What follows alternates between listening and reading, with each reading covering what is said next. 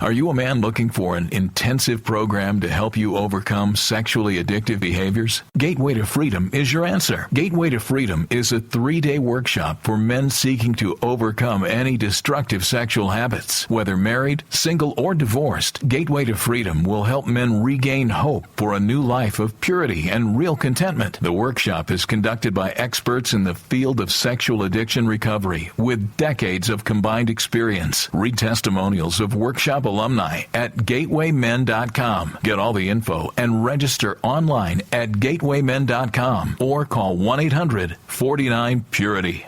Hi, my name is Jonathan, and I'm the founder of the Gateway to Freedom Workshop.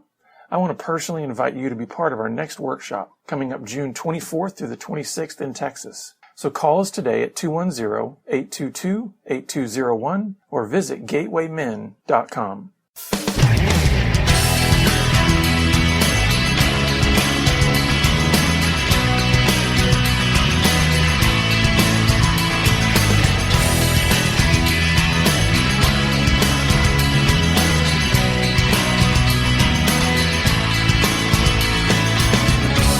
Welcome to Pure Sex Radio, training men, educating women. Are you ready to get real and start living each day in purity?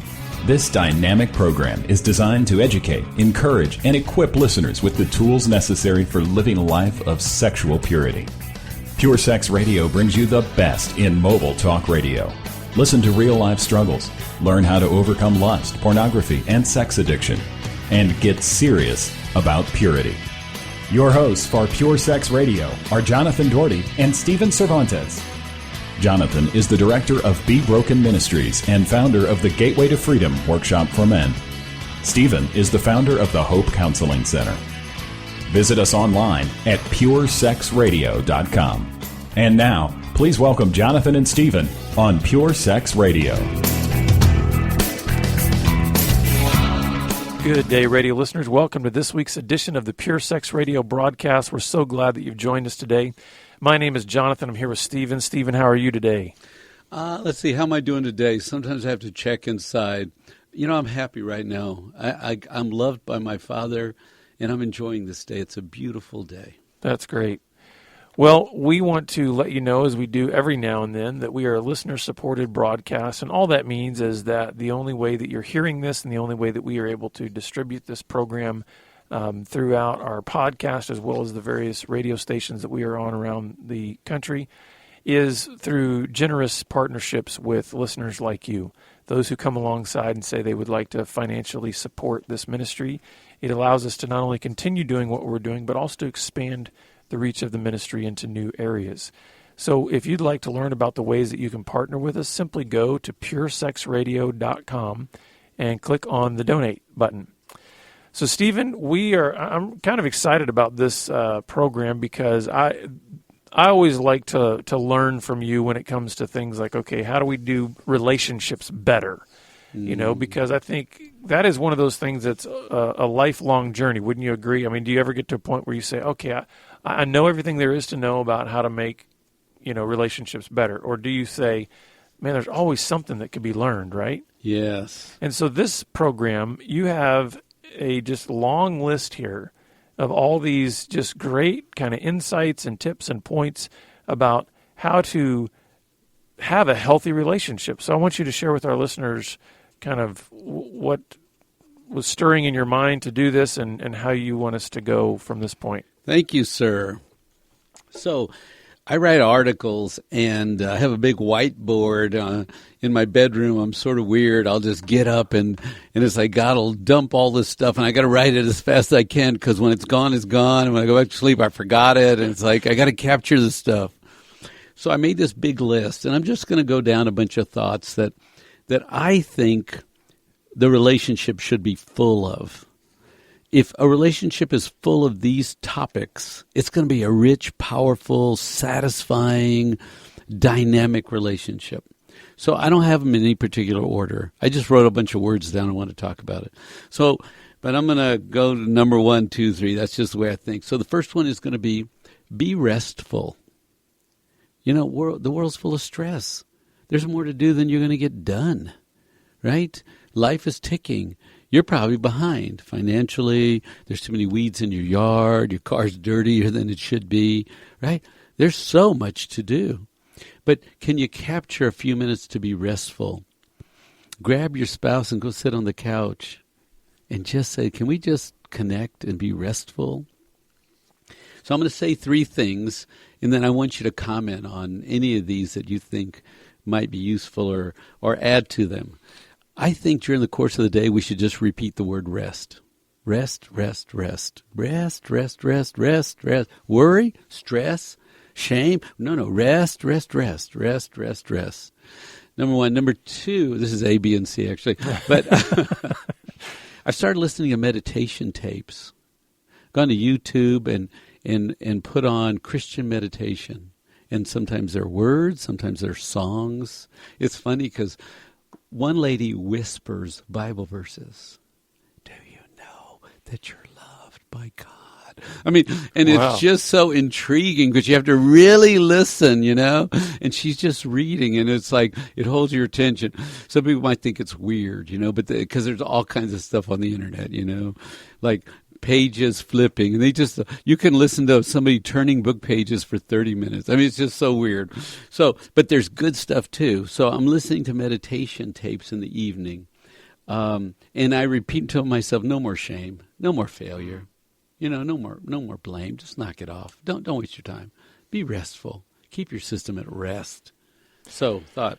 Well, my first thought is that you might have launched with the most challenging of all of these tips. I mean, in our culture today, because think about how unrestful the pace of life often is in our culture. And it's promoted as a good thing. It's promoted that, listen, the more you move, the busier you are, the more active you are on social media, the more. Right. And that's what's highlighted as the high life, so to speak. Mm-hmm. And what you're saying is actually, to have healthy relationships, to feel the most connected, to be at the most peace in your life and your relationships requires having an intentionality toward restfulness. And I would say that's the key here, I think, in terms of being restful, is it's not something that if you throw your life into neutral and think that you are going to naturally gravitate towards restfulness in our culture and in our society, then you're mistaken. I think you have to be intentional. You have to be doing things like you're saying. I have to be able to say throughout the day, I need to be conscious of the word rest, rest, rest.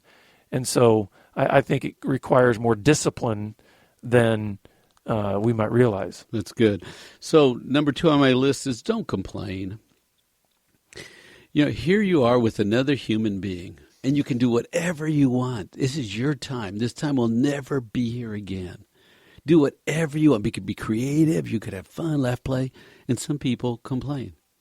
And you know what? When people start complaining, I say, I think I'll go somewhere else because I brought you my presence.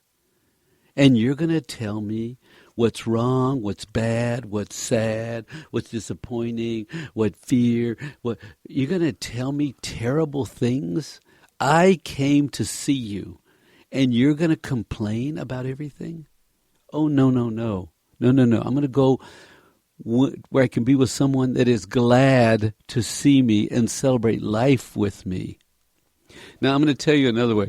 I went on a date with this woman once, and it was about a $50 meal. And during the course of the meal, she said, well, the waiter's slow. This is cold. The drink isn't the way I like it. I said, I'm going to pay $50. I'm never going to do this again.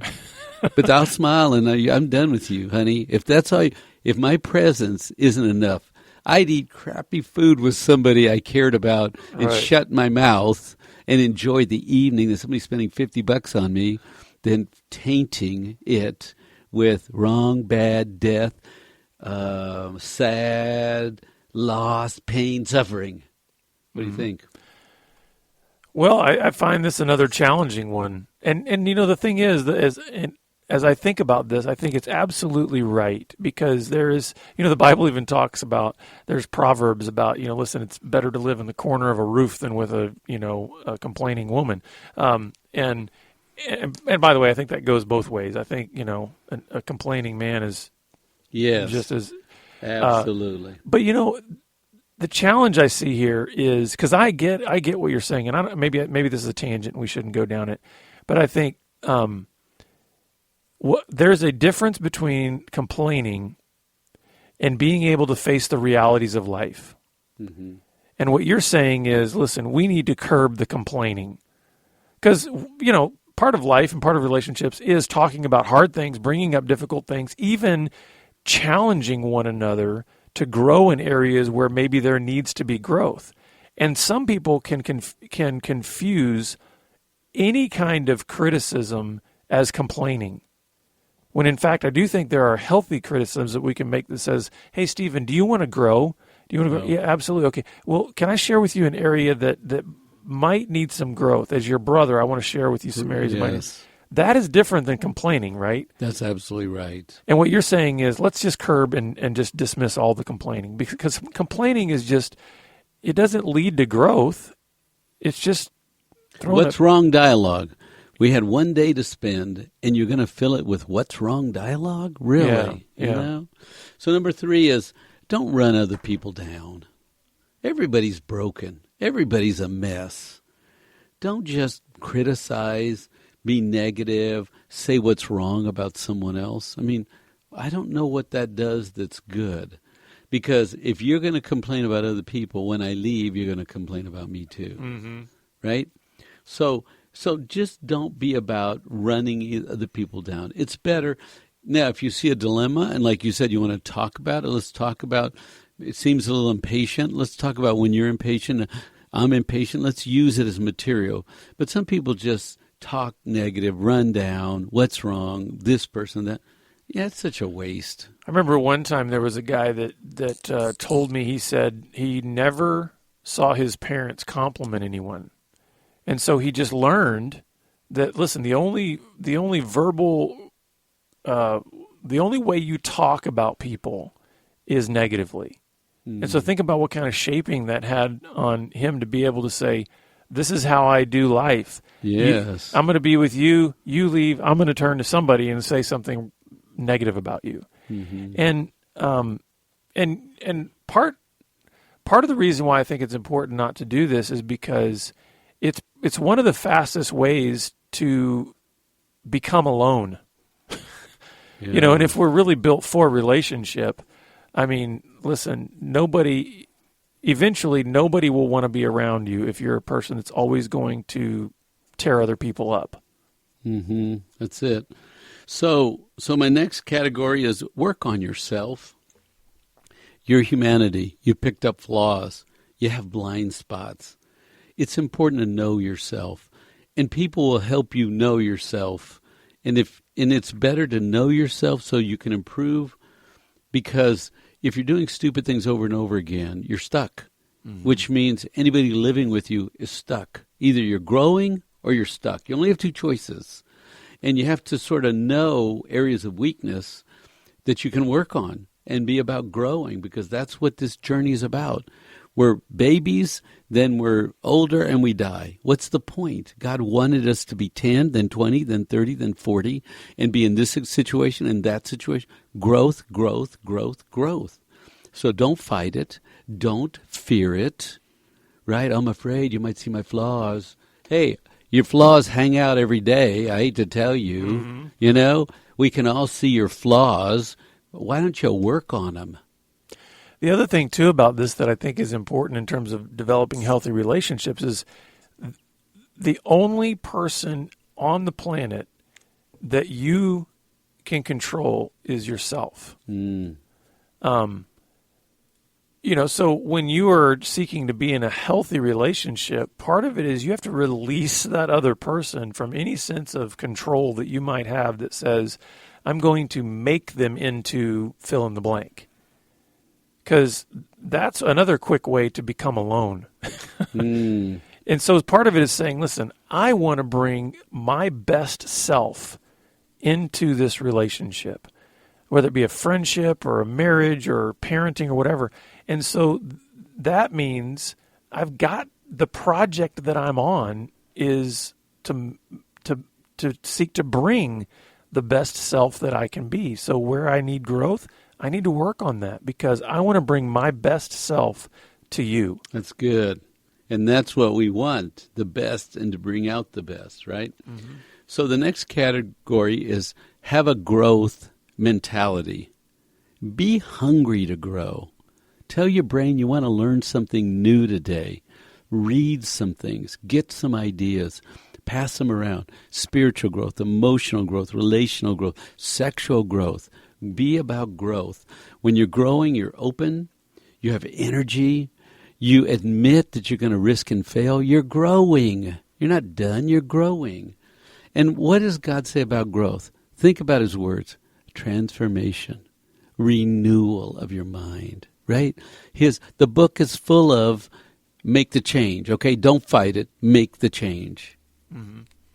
Yeah, and so being on a growth mission also, what it does is it exhibits to those you're in relationship with that you're in motion. And Stephen, if you think about this, if you're going to go through life with friends and with a wife and with children, isn't there something? Do you want to go through that with people who have become static, or people who are saying, "I want to continue to move forward. I want to continue to try. I want to continue to explore." Because part of a growth mission, I think, is it returns us to what I think God designed us in being men and women of wonder. That's good. Because growth is saying, hey, there's still things to explore out there. There's adventures to be had. There's stuff to learn and experience. And that, I think, improves relationships. Plus, it gives you more things to talk about. Because if you become static in your life, what do you have to share? Yes, that's right. So my next topic is be grateful.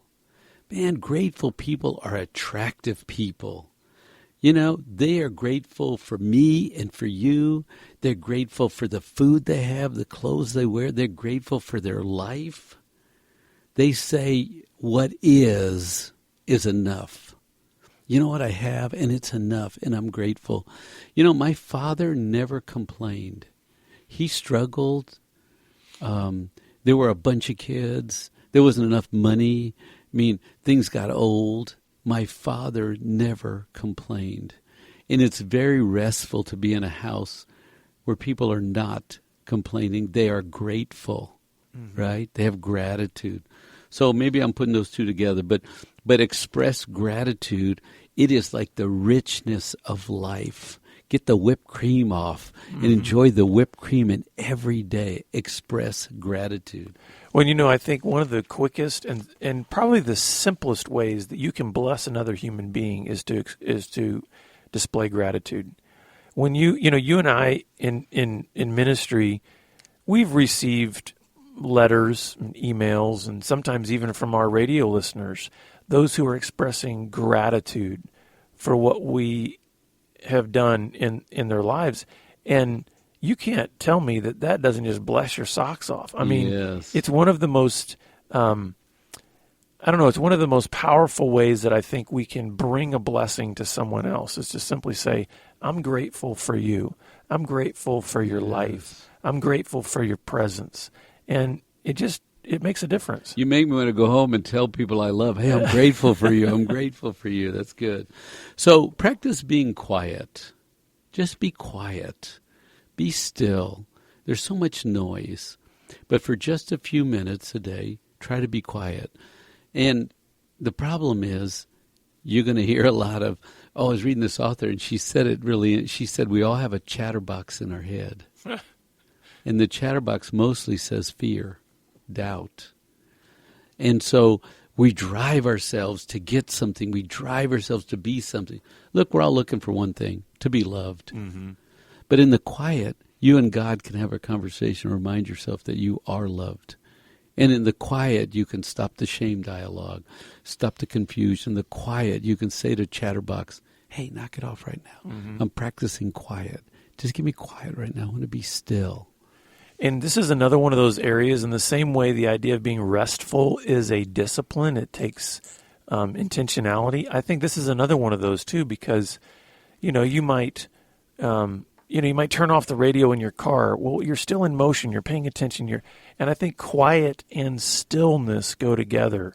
And what you'll find is even if you find, let's say, a quiet place in your house and you turn everything off and you're still, you'll realize that then there's even more discipline to be quiet in your head, to be still in your mind. And I think there is something that is very powerful about that. I think also to be still in the presence of others, just to have a moment where you're just still in the presence of your spouse, or you're just still in the presence of your kids or your friends. There's something about it that's I think it recalibrates. Yes, that's good. So my next category is build up one another. Build up those around you. Build them up. Encourage them. Say, you can do it. This is hard. The older should tell the younger, I've been there. You can do it. There's an ending to this problem.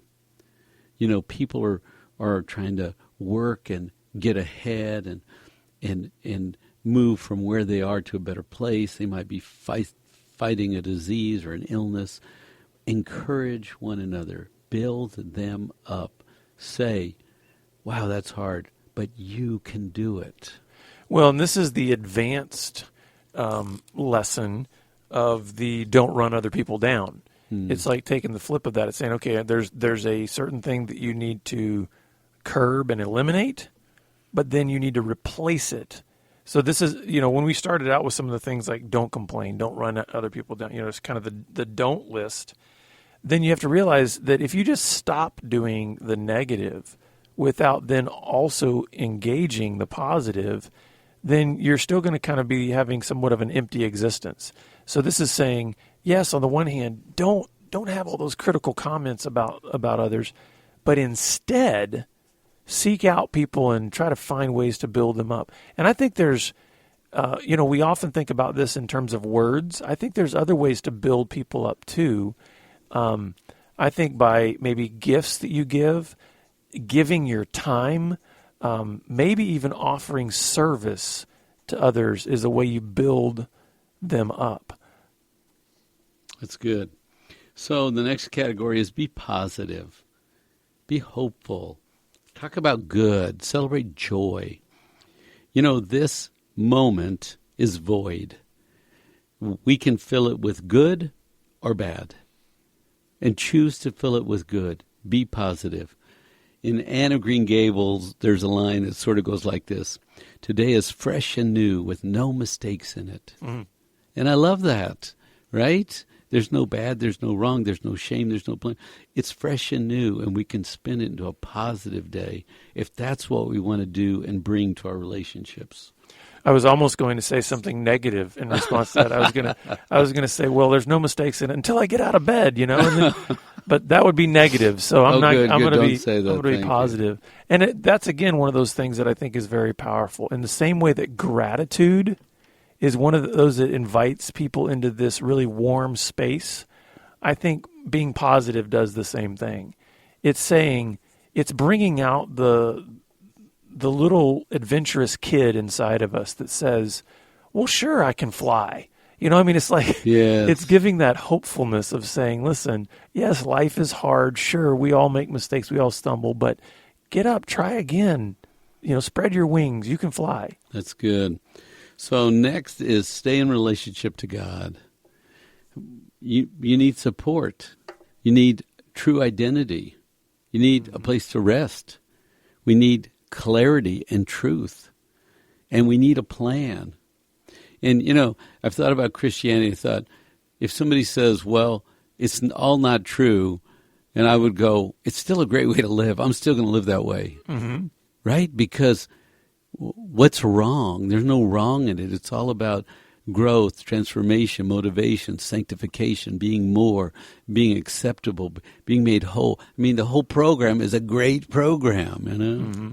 Well, and we're talking about things that encourage and build healthy relationships, and certainly to stay connected to the one who created us and created us for relationship is so foundational to building healthy relationships.